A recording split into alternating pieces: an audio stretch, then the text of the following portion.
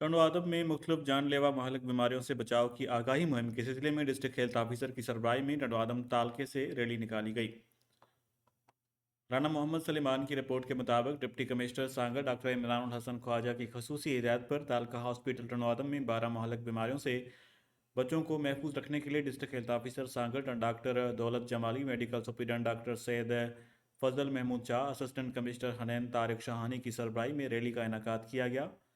Rally तालका अस्पताल रंडवादम से निकाली गई। रैली जिसमें doctors, paramedical staff, vaccinators, lady health workers ने बड़ी तादाद में शिरकत की। मुकर्रीन ने कहा कि हम वालिदैन से अपील करते हैं कि पैदाइश से लेकर 59 माह तक बच्चों को वैक्सीन करके अपने फूलों जैसे बच्चों को 12 महलक जानलेवा बीमारियों से बचाएं। जबकि रैली में additional district health officer doctor Vishan Das, doctor Jahangir, doctor Imam Ali, doctor Aftab लगारी और दीगर भी शहरियों ने भी शिरकत की।